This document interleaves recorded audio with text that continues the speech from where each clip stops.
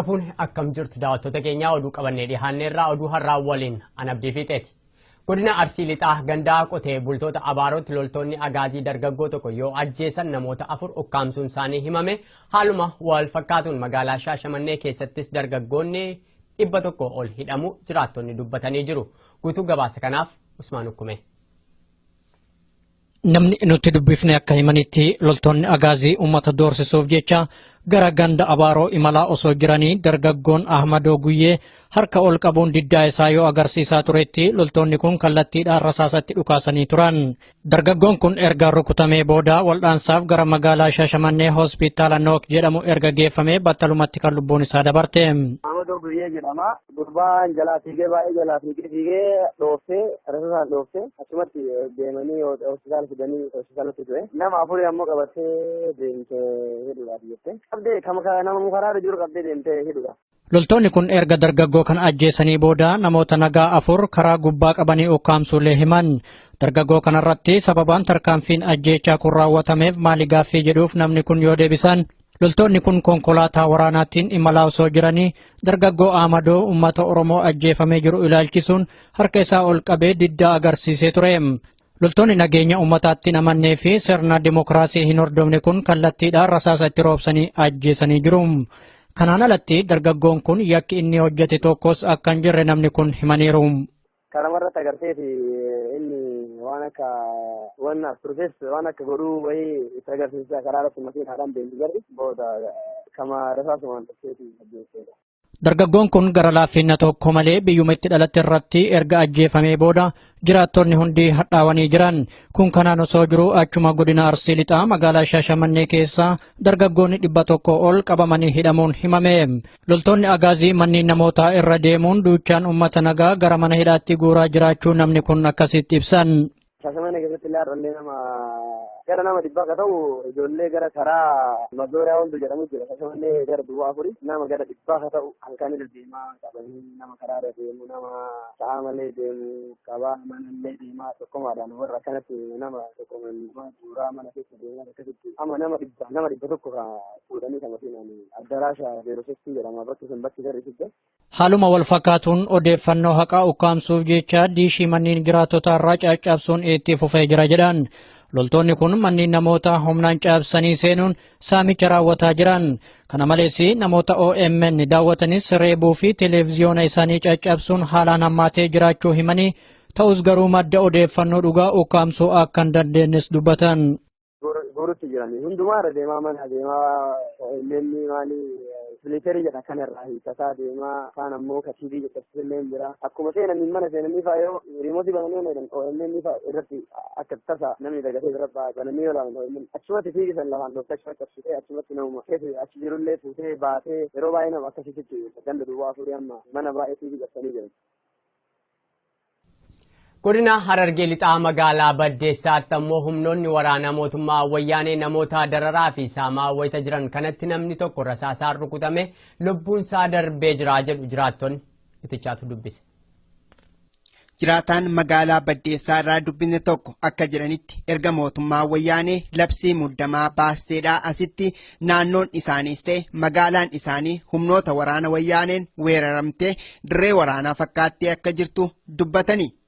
Guyyaa har'aa onkololeessa 19 bara 2016 galgala kana humnoonni waraana wayyaanee magaalaa Baddeessaa buufatanii jiran kunneen nama tokko masgiida cinaatti rasaasaan rukkutuun lubbuun isaa darbuus himaniiru.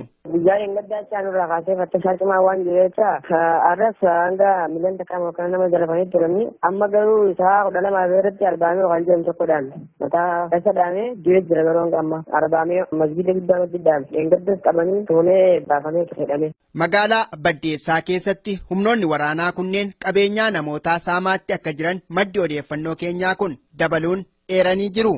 Kan eegabalanii banana dhufanii mana irratti deemanii qulqulluu irraa fudhanii mana fattisanii firii guddiitii irraa bu'anii meeshaa akkasii isaanii irratti kan fudhanii kuma 900 diddarratti fudhanii fi fudhanii polizaa beekan. Jalqabumaadhaa 900 akkamitti mana kaa'uu danda'e moo akaawuntii baankii isaa fudhatani?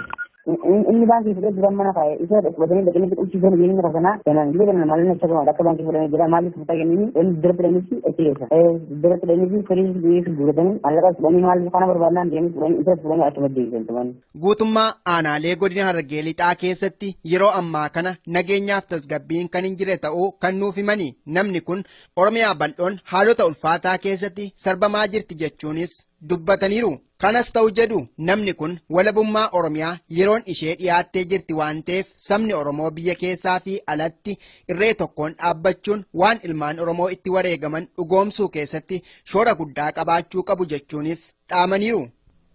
Mormii godina Shawaa Bahaa aanaa Liiban Cuqqaalaa keessatti adeemsifamaa ture sababeeffachuun loltoonni agaazii namoota 50 ol qabanii hidhuun isaanii himame. Usmaan Hukume gabaasa qaba.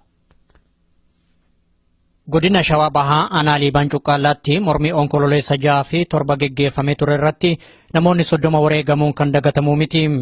Loltoonni agaazii mormii achitti ta'ee ture sababeeffachuun wayita ammaa namoota nagaa duuchaan qabanii hidhaa jiran. Jiraataan aanichaa tokko akka jedhanitti addi bilisummaa uummata Tigraay aanaa isaanii keessatti namoota nagaa duuchaan ajjeesuun hanqatee ammas namoota hidhaa jira. Haga ammaatti namoonni 50 ol hidhamuullee himan. Haga ammaa namni daangaan qabu amma fakkeenya guyyaa irraa qotan namoota gara 50 olii hidhanii jiranii kaleessi akkasii deengaddi akkasii uummata baadiyyaarraa dhufanii hidhanii jiranii keenya baqannee irraa guyyaa guyyaan sa'aatii kanatti bu'uuraa jiranii jechuudha. Lakkoofsa ammaan geema sitti hin danda'u lakkoofsa jala muree. Akka aanaa Liiban Cuqqaalaatti rakkoo fi roorroon daangaa dabartee ummaticha irratti fe'amtee jirti jedhan. Guyyaa irraa guyyaatti namoonni qabamanii manneen hidhaatti guuramaa jiraachuullee himanii haalli kun kan hammaatee erga labsiin yeroo muddamaa raggaasifamee as akka ta'ellee dubbatan. Keessumattuu rakkoon kun gandoota baadiyyaa hunda keessatti itti fufee jira jedhan. Baadiyyaan akkuma aanaa Liiban Cuqqaalaatti baadiyyaa warra aanaa keessatti jira hunda guuraa jiran jechuudha. Amma baadiyyaa amma gandoota amma guyyaa har'aa kanatti ganda Liiban gaarii laatirraa namoota akkuma jiran guuraa jiran guyyaa kaleessi taasee haga har'aa gandoota Liiban gaarii laatirraa nama hunda walitti guuraa jiran jechuudha. Guyyaa dangaddaa akkasumatti immoo nama gara guddaa dangaggalaa irraa namoota guuraa oolanii kan argatan argatanii kan jiraa bakka seefa qabdee kan argatan qabatanii deebi'anii ammas immoo tartiibumaan guyyaa guyyaadhaan konkolaataa addaan hidhatanii gandoota hunda keessa deemanii guuranii jechuudha. Mormii dhiheenya darbe aanaa isaanii keessatti geggeeffamee tureen manni hidhaa guutumaan guututti balaa ibiddaatiin waan barbadaa'eef namoonni ammaa qabaman kun waajjira barnoota leenjii teeknikaa fi ogummaa yookaan baalaataa'oo keessatti hidhamuu isaanii dubbatan. Ati yeroo darbe balaa ka'e irraan ka'e manoota hidhaa fi hunda uummanni gubee ture jechuudha. Manoota hidhaa gubee namni hidhamaaf isa yaafatee jechuudha. Namoota mana hidhaa jiran namni mana hidhaa rafa tolchu dhukaasaa oolanii guyyaa lamaaf achi keessaa nama mana hidhaatti yaafatanii meeshaa itti gati jirullee hiikkatanii jechuudha. Sababii sana irraan ka'e sababa manni hidhaa gubateef amma dhaabbata baalaataa'oo itti ogummaa ijoolleen darbitti dhaabbata akkasumatti dhaabbata tokko jiran jire isa tolna ka'ee hidhanii hin jaanga amma akka odeeffannoo dhabeenya. Akka namni kun jedhanitti jiraattota aanaa Liiban Cuqqaalaa kanarratti miidhaa dhaqqabsiisaa kan jiran loltoota agaazii fi poolisoota Oromiyaa warra ofiin jedhanidha. Amma isaan warra amma jiru kun fakkeenyaaf qaamni waraana poolisii irraa kaasee kora bittinneessa irraa kaasee saraawitiidha agaazii jiraan ture biraa dhugan isaan kana keessaa amma gaafa poolisiin Oromiyaa gaafsan dadhaban amma ofii kan ajjirama saraawitiif agaaziidha isaan warra poolisii Oromiyaa warra biyya keessa beeku ofeetti qabatanii bakaasa akkas ofeetti makanii haala saniin poolisiin Oromiyaa immoo nama naannoo duraanuu beeka waan ta'eef saraawitiin duuba deemee qaba jedhanii poolisiin Oromiyaa deemee itti guuranii jechuudha. Mormii kanaan dura achitti geggeeffamee tureen jiraattota aanaa isaanii irraa namoonni hedduun wareegamuu nuuf himanii ammas mormii dabalataa ka'uu mala shakkii jedhuun uummata dararaa jiru jedhan. Sababa akkasuma fakkeenyaaf guyyaa sababa gabrummaan uummata irra baay'ateen uummanni guddaa agarsiisee jechuudha. Konkolleessa akka lakkoofsa warra Awuroopaatti konkolleessa guyyaa jira guyyaa kamisaa fi kaasee eega jimaata dhukaasa walitti dhukaa oolee lubbuun namoota ammaafillee yoo hundi isaa yaadachuudha lubbuun namoota 30 olii bahuudhaan walitti dhukaasaa oolanii gara isaaniif namoonni hedduun miidhamanii sanarraan kan ka'e amma humna dabalataa akkuma isaan imaammata ammaa baafatanii humna waraanaa keessa galanii uummata humnummaan guuraa jiranii jechuudha. Namni kun itti dabaluun akka himanitti erga roorroo fi rakkoon cimaan jiraattota kanarratti xiyyeeffatamee kaasee dargaggoonni hedduun qe'ee isaanii dhiisanii gara birootti baqachuuf dirqamanii jiru. Walumaa galatti aanaan isaanii dararamiinsa hammeenyaatiin haguugamtee akka jirtu namni kun dubbatan. amma kan gaaffiin itti jiru tokko kanaa jechuudha. Amma namni silaa dargaggoodha jedhamee namni dargaggoodha jedhamee fi namni duraan gataa ganda isaanii jedhamu hundi isaatu amma yeroo ammaa manaaf baqatee kun gara biyya ormaatti badee amma kan jiru jaarsuma dhagaa fi akkana dubartoota yoo ta'e malee baay'ee ulfaataa yookaan manaatti arguranii kaan qeerraa baqachiisan jechuudha. Ani akka sofa taanaan jireenyi gara fuulduraa maal akka ta'u anaaf gaaffiidha jechuudha. Loltoonni agaazii namoota kana duuchaan qabanii erga hidhanii booda maatiin akka waliin qunnamnes dhoorgaa jiru jedhan. Maatiinis namoota jalaa hidhaman kana ilaaluus ta'e nyaata geessuu fi waan dhoorgamaniif wayita ammaa dhiphina keessa jiraachuu ibsan. Labsii yeroo muddamaa hordofuun tibba darbees magaalaa Nageellee Booranaa qofa keessaa namoonni 200 ol qabamanii hidhamuu isaanii gabaasuun kennaan yaadatama. Godina Qellem Wallaggaatti itti gaafatamaa paartii Koongireesii Federaalistii Oromoo kan ta'an obbo Masarat Dhaabaa dabalatee barsiisotaa fi hojjetoota mootummaa hedduun hidhamuun isaanii himame.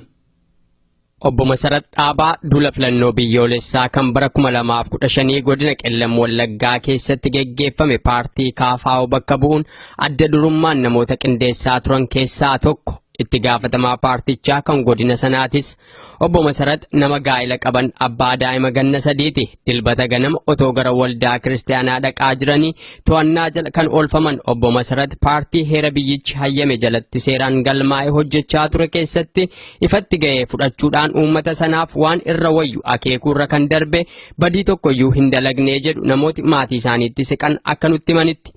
Obbo Masarat Dhaabaa dilbata ganama namoota bebbeekamoo magaalaa Dambidolloo keessa jiraatan hojjetoota mootummaa fi barsiisota hedduu waliin kan qabaman obbo Masarat keessumaa yeroo duula filannoo bara 2015 sana haala odeeffannoo filannoo sana namoota adda durummaan nuu himaa turan keessaa tokko waan ta'aniif Dambidollootti bilbilee hiriyoottan isaanii keessaa nama tokko dubbifnee turre. Jiraataa Dambidolloo lakkoobsa hin qabnetu waajjira poolisii guutee mooraalee waraanaa keessattillee hidhamee dararaa argaatti jira kannaan jedhan namni kun eeyyee obbo Masaratis dilbata sana ganama kan qabame jechuun nu himan. Namoota baay'ee dhageessee kan viidiyoon wayyaanee waliin taatanii jalaa hidhaa jirtu. Dhagaan dha'uuf himuu kan hin dandeenye polis xaabiyaan guute inni kan sayyoo inni kan aanaa sun guute karkeeliin guute lafatti na kudhabaanii kaambiitti hidhaa jiran kaambii waraanaatti taayiru keessa deemanii waan adda addaa gochaa jiru. Masarat Dhaabaa itti gaafatamaa KFO godina kanaa ture. Gajjallaadhaaf mana gajjallaaf gaarraa naqadanii haadha manaa biraa darbatanii deebi'anii maalti galcheedhaan kan isaan ol deebisanii sanbata ganama qabamiidhanii. Namni kun akka jedhutti yeroo ammaa qabame namni harkaaf miilli isaa kaateenaan hidhamee hin reebamin nama carraa qabu qofaadha jedhu. Lakkiisaan ta'e jiraaf hordofaa jedhamaa isaan kanaan dura hidhamaa turanii reebamaa turan katamaa qullaa naannessaa turan dhimma isaanii garuu jalaa miliqaniiru deemanii biyya qullee bira keeddeeti biyyi isaanii barsiisaadha isaanii. Deemanii maatii isaanii keessaa obboleessa isaanii hongeelaawii wayii hidhaniiru. Namoota duraa wabii isaanii darbee wabii ta'an obboleeyyaas namoota jedhamu tokkos qabanii duraa hidhaniiru.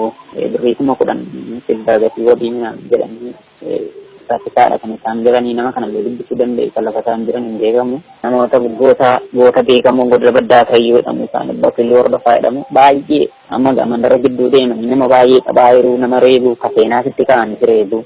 Labsiin yeroo muddamaa sun kan biyyattii tasgabbeessuuf labsame otoo hin taane nuti akka taajjabaa jirrutti labsii saamichaatii jedhu. Dubartootarraa warqee mormaa cirachaa jiru, dargaggootarraa bilbila harkaa gurrachaatti jiru akka isaan jiranitti. Mana namaa lixanii warqeedha kan isaan namarraa dhiisanii ijoollee namaa dhiisanii daggala keessa buusan. Egaasittiin tolu haalli isaan warqee sirraa kutatu namni gaafatu hin jiruun magaalaa keessa. Yeroon kun laafuma waliigalaatti jira yoo fudhattee ilaalte wayyaaneen maal gochaa turti viidiyoo fayyadamtee sa'aatii kana maal gooti labsii jajaa baafte kana gidduutti saamtee baduudha wanti ishee dhaqqabee waan jiruuf seeliin naseetii dhumaa waan jiruuf amma seeliin kun badu maal gochuu turti saamuudha yeroo saamuuti yoo sun dhuftee waa buqqistee deemtan ni gaafatu viidiyoon gaafatu maaliif komaandi poolisiidhaan biyya bulchu keessatti biyya waraanni bulchu keessatti wanta gootu waan hin qabneef sa'aatiin kun sa'aatii sanitti saamtuudha. Nyaataa qaba wal fudhannee deemnaadha waan ta'eef waan qabu abbaan akka fudhatee deemuudhaaf yeroo sanitti waraanaaf laateera jiru. Tasbiin qabateetu sinirra jiraata. Yeroon kun yeroo sanitti waa halli saamtee waa halli cittee waan barbaade yaa ta'u fiisitti amma waan farattee damdalloo sintarii keessa moobaayilii fideetanii moobaayilii ijoollee harkaa fuudhanii gaafa ijoolleen bilbila isaanii galgala dabalanii gaafatan kaambii waraanaatti qottoo fudhattu naannaa usad jedhanii gaafa isaan naannoo kamitti jira kana fa'aa jira wanta goonuu hin qabnu gara xabooruu dhabne ijoolleen baddee jirtus illee amma waa seenyaatti waa seen dhudde meeshaa sassaabbatanii milishaa irraa ijoolleen badan tokko baay'ee isaaniitu jiru ijoollee 500 olti dabbala jira ijoolleen kun afurii isaanii akkaataan itti beekamu duraan baay'ee gaafachaa turre ijoollee alaas waan meeqa tokko gaafachaa kan isaan turre egaa harkuma waaqayyo wali'achaa irra. Kana hunda akka nurra ga'u kan taasise diina fagoorraa nutti dhufe qofa osoo hin taane namootuma nu keessa jiraatan miseensota OPDOtii jedhu.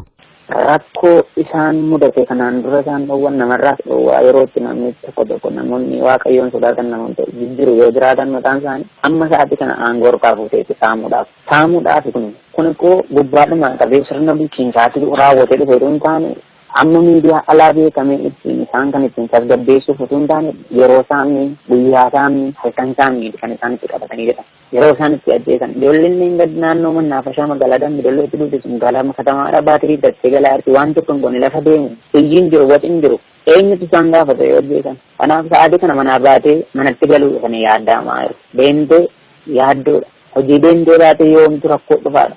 amma sa'aatii kana bulchiinsa OPDO keessa kan isaan godhaa jiran indaam isaantu haala maalitti beeku wayyaanii maalitti beeku waraanni mana kee dhufee kan namoota diigu waan jedhu keessa namoota maqaa dheessi dha'uu hin dandeenye kanaan dura hidha waggaa 7 waggaa 8 qaallittiitti eessatti adda addaatti nama waggaa 10 wayi waggaa 11 hidhaman deddeebisanii hidhaa jiru namoota adda addaadha kan isaan hidhaa jiran kun immoo maal fidaa namoonni dubbachuu danda'an namoonni arguu danda'an waa dubbachuu danda'u mana hidhaa jaaf yoo tursan ammasitti isaanitti hin geggeeffatu kun egaa haala kanaan garamitti deema biyyattiin garamitti akka isheen deemtu abdii boruma harka waaqayyoo duratti dhiisneetu ilaalla.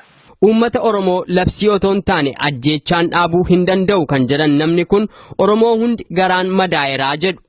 Hin barbaadu amma iyyuu bitamuuf hin barbaadu inni waajjiraa mataa isaa bitamuuf hin barbaadu dhaggeeffadhu laa OPDO mataan isaa tokko quuqama qaba as keessaa dhalatee as keessaa hantanii ta'ee as keessaa ijoolleen kanaaf jedhanii wal ijaaranii ijaarsa adda addaa ijaaranii meeshaalee milishaa irraa fudhatanii kan amma koo sa'aatii kana waan si garramu keessaa abbaa ganda bulchu nama ganda bulchu qabdee hiiteerti nama ijoolleen meeshaa fudhattee hundumaa qabdee hiiteerti OPDO yaanii Sebetulnya yang praktek dalam ini mesti merukutuudhaaf nu rukuchiisuudhaaf akka gogeessuudha. Kanaaf uummanni kun lafa deemu lafa taa'u hundumaa diddaa agarsiisaa.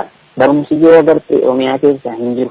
Kun jechuun maal jechuudha hojjetaan inni isaan yoo adda deemu sodaatee yoo dhaqee mataasaa lammiin kun eenyutti wadli koo darbee mucaa koo kennadha. Mana barumsaan naa eegamoo gamtaa maatiin naa eegamoo biiroo barnootaan naa eega jedhee amanee geessaan jiru. Hojjetaan OPDO jettu mucaasaa geessaan jiru waan jedhu keessaa mucaasaa akkasiin deemtu hin barbaadu maaliif hin barbaadu lafa agarteetti mucaansaa waan duutuuf kana jechuun maal jechuudha diddaa agarsiisaadha jira amma kanatti Oromiyaa keessa haa ta'u iddoo biyya Amaaraas haa ta'u iddoo biraas haa ta'u itti fufuu hin danda'an jala kun akka kanatti amma saamtee deemtu malee itti fufuun tasumaa hin danda'amu. Isa guddeessanii kanaan dura yeroo haalli adda addaa hiriirri guddaan sun ture yeroo maal ture wal ga'iidhaan namoota ciisanii OPDOdhaan sirreessu turan. Waraanaan biyya irratti tokkoyyuu hin jirtu.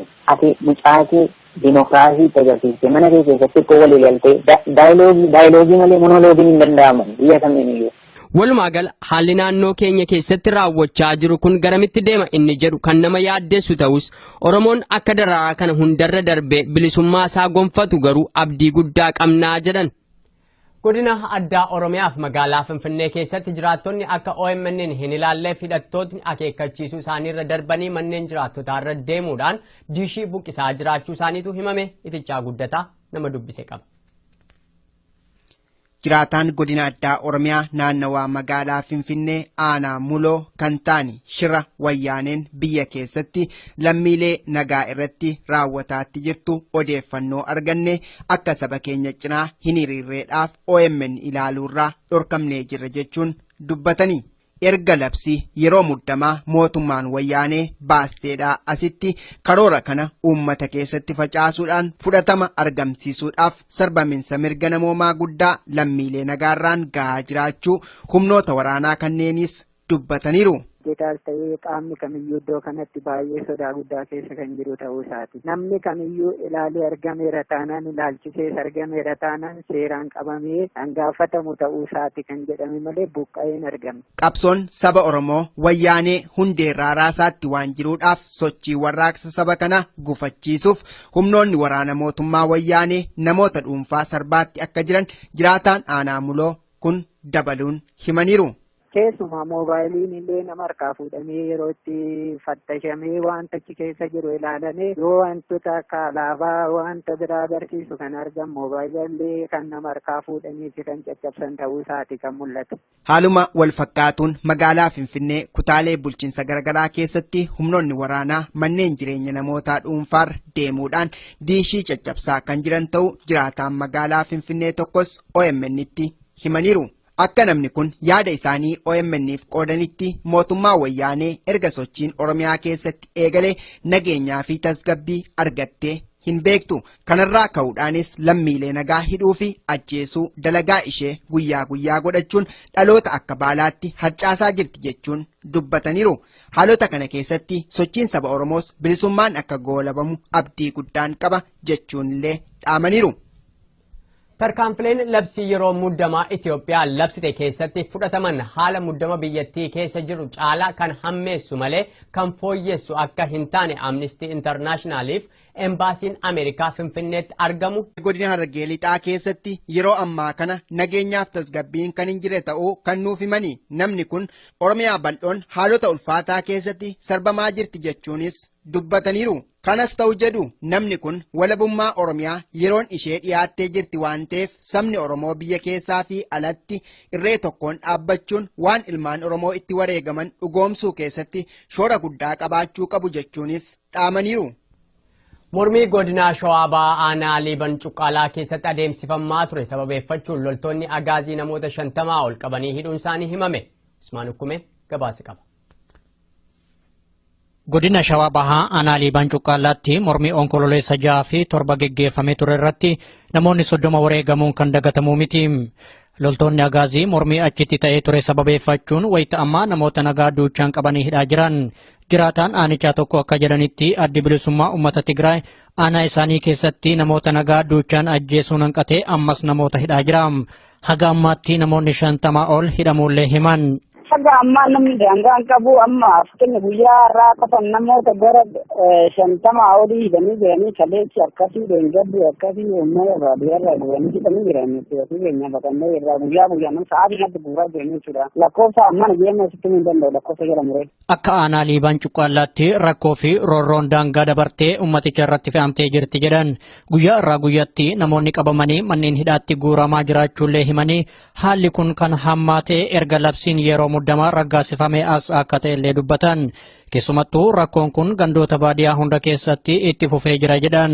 Baadiyyaan akkuma aanaa Liiban Cuqqaalaatti baadiyyaa warra aanaa keessatti jira hunda guuraa jiran jechuudha. Amma baadiyyaa amma gandoota amma guyyaa har'aa kanatti ganda Liiban Gaarullaatirraa namoota akkuma jiru guuraa jiran guyyaa kaleessa taasee haga har'aa gandoota Liiban Gaarullaatirraa nama hunda walitti guuraa jiran jechuudha. Guyyaa dangaddaa akkasumatti immoo nama gara guddaa dangalaarraa namoota guuraa oolanii kan argatan argatanii kan jalaa bakka seefa qabdee kan argatan qabatanii ammas immoo tartiibumaan guyyaa guyyaadhaan konkolaataa addaan hidhatanii gandoota hunda fayyadamuu guuranii. Mormii dhiheenya darbe aanaa isaanii keessatti geggeeffamee tureen manni hidhaa guutumaan guutuutti balaa ibiddaatiin waan barbadaa'eef namoonni ammaa qabaman kun waajjira barnoota leenjii teeknikaa fi ogummaa yookaan baalaataa'oo keessatti hidhamuu isaanii dubbatan.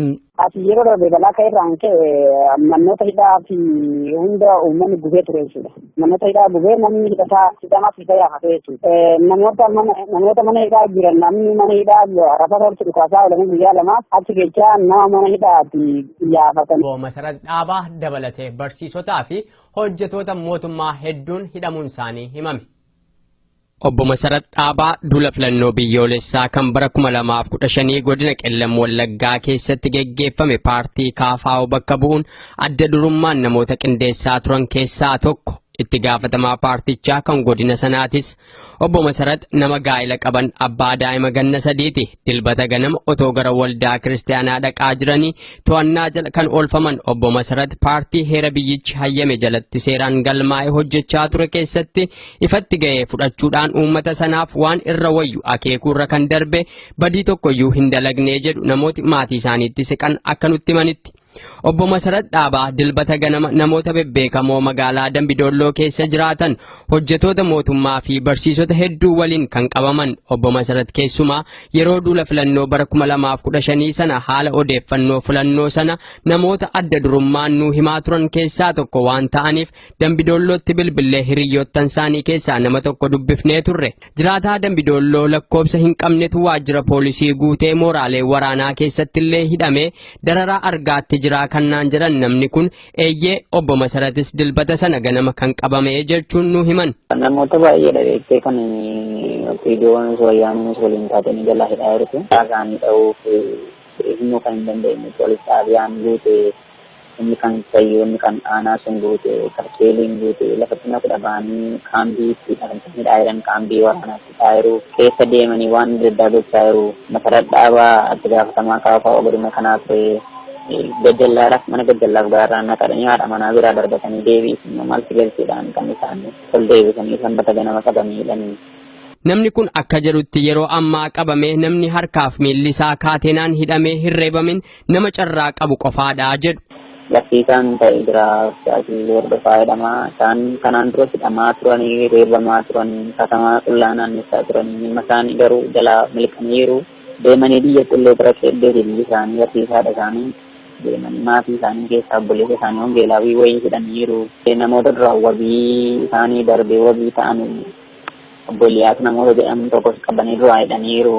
Birrii 10,000 sildaa gatii wabii jedhanii rakkisaadha kan isaan jiranii. Nama kana dubbisuu dandeessa lafa isaan jiran hin beekamu. Namoota goota beekamoo godina baddaa tayyuu jedhamu isaan bakkeellee hordofaa jedhamu baay'ee amma mandara gidduu deemanii nama baay'ee qabaa jiru nama reebu kaseenaasitti ka'anii reebu. Labsiin yeroo muddamaa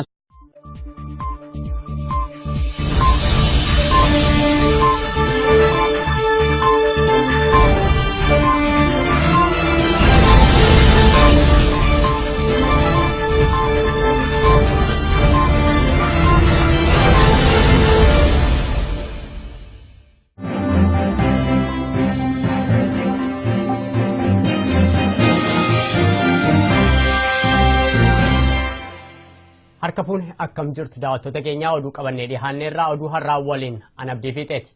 Godina Arsii Lixaa gandaa qotee bultoota Abaarootti loltoonni agaazii dargaggoo tokko yoo ajjeesan namoota 4 ukkaamsuun isaanii himame. Haaluma wal fakkaatuun magaalaa Shaashamannee keessattis dargaggoonni 100 ol hidhamu jiraattonni dubbatanii jiru. Guutuu gabaasa kanaaf Usmaan Ukkume. Namni nuti dubbifne akka himanitti loltoonni agaazii uummata doorsisuuf jecha gara ganda Abaaroo imalaa osoo jiranii dargaggoon Ahmadoo Guyyee harka ol qabuun diddaa isaa yoo agarsiisaa turetti loltoonni kun kallattiidhaan rasaasatti dhukaasanii turan. Dargaggoon kun erga rukutamee booda waldhaansaaf gara magaalaa Shaashamannee hospitaala Nook jedhamu erga geeffamee battalumatti kan lubbuun isaa dabarte. Ahmadoo Guyyee jedhama. Gurbaan jalaa fiigee baay'ee jalaa fiigee dhooftee rasasaan dhooftee achumatti deemanii hospitaala fidanii hospitaalatti ture. Nama 4 ammoo qabattee deemtee hidhuudhaaf jettee.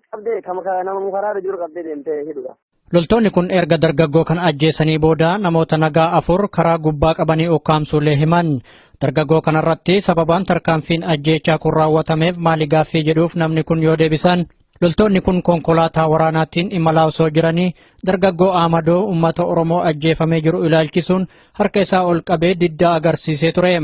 Loltoonni nageenya uummataatti namannee fi sirna dimokiraasii hin hordofne kun kallattiidhaan rasaasa itti roobsanii ajjeesanii jiru.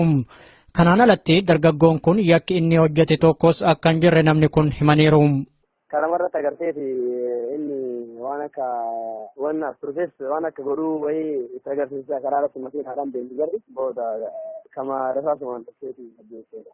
Dargaggoon kun gara laaffinna tokko malee biyyuma itti dhalatte irratti erga ajjeefamee booda jiraattonni hundi hadhaawanii jiran. Kun kanaan osoo jiru achuma godina Arsii Lixaa magaalaa Shaashamannee keessaa dargaggoonni 100 ol qabamanii hidhamuun himame. Loltoonni agaazii manneen namootaa irra deemuun duuchaan uummata nagaa gara mana hidhaatti guuraa jiraachuu namni kun akkasitti ibsan.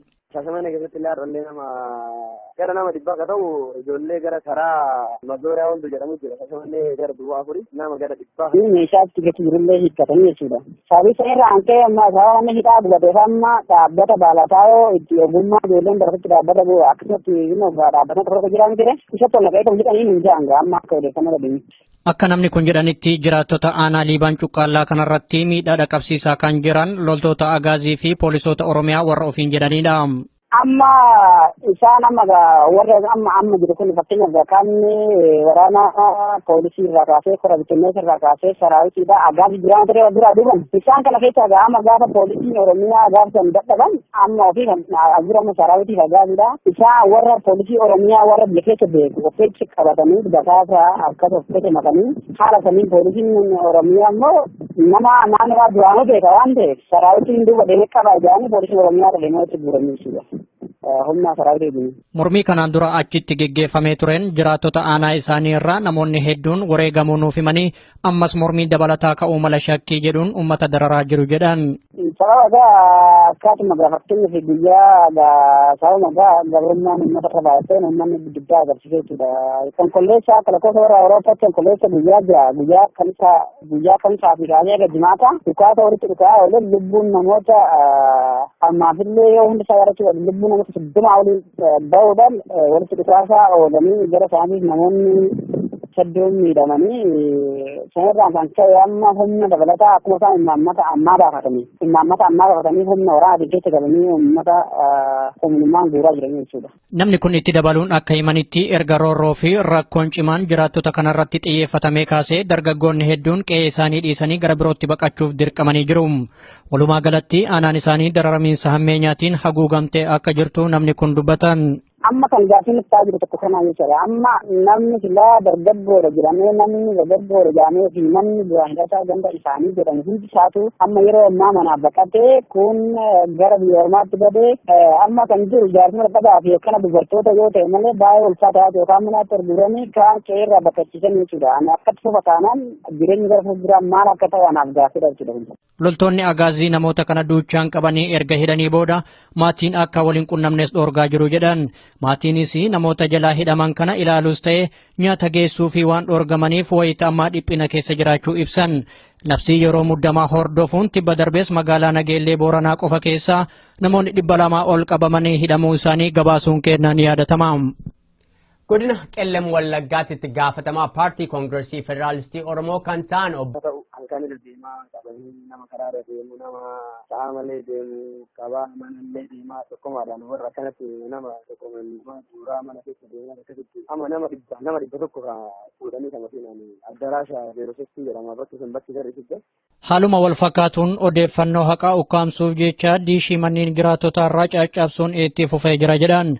Loltoonni kun manneen namoota humnaan cabsanii seenuun saamicha raawwataa jiran.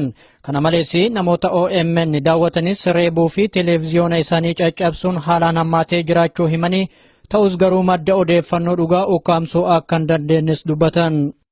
Guurutti jiranii hundumaa irra deemaa mana deemaa OMN maalii Militeerii jedha kanarraa hiikataa deemaa kaan ammoo katiibii jechasillee jira akkuma seenanii mana seenanii fa'aa yoo riimootii bananii OMN fa'aa irratti akka tasa namni dagatee bira bananii yoo laalan OMN achumatti fiigisan lafaan dhofta achumatti qabsitee achumatti namuma keessa achi jirullee fuutee baatee yeroo baay'ee nama akkasitti ganda Duwwaa Afurii amma mana baay'ee fiigii qabsanii jiran. Godina Harargee Lixaa magaalaa Baddeessaatti ammoo humnoonni waraanaa mootummaa wayyaanee namoota dararaa fi saamaa wayita jiran kanatti namni tokko rasaasaan rukutame lubbuun isaa darbee jira jedhu jiraattonni itichaatu dubbise. Jiraataan magaalaa Baddeessaa irraa dubbisne tokko akka jedhanitti erga mootummaa wayyaanee labsii muddamaa baasteedhaa asitti naannoon isaaniis ta'e magaalaan isaanii humnoota waraana wayyaaneen weeraramtee dirree waraanaa fakkaattee akka jirtu dubbatanii. Guyyaa har'aa onkololeessa 19 bara 2016 galgala kana humnoonni waraana wayyaanee magaalaa Baddeessaa buufatanii jiran kunneen nama tokko masgiida cinaatti rasaasaan rukkutuun lubbuun isaa darbuus himaniiru.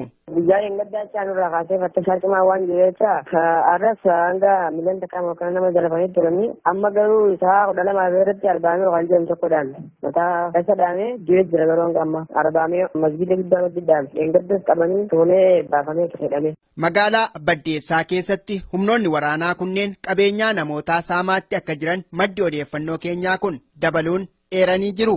Kan egaa bulan ganama dhufanii mana qotti deemanii qulqulluu irraa fudhanii mana fakkisanii firii guddisuu irraa bu'anii meeshaa akkasii isaa siin jirtii kan fuudhanii kuma 900 fudhanii fi fudhanii polgaa beekan. Jalqabumaadhaa 900 akkamitti mana kaa'uu danda'e moo akaawuntii baankii isaa fudhatani? Inni baankii fudhee jiran mana kaa'e isa fudhatanii dhaqanii qulqulluu jireenya irra kanaa ganaan biyya kana maalin akka gama akka baankii fudhanii jira maaliif fudhataa kennanii inni dira fudhanii fi achi keessa dira fudhanii fi firii guddisuu guuratanii mallaqa fudhanii maaliif kana barbaadnaan deemanii fudhanii isa fudhanii akka maddeessan. Guutummaa aanaalee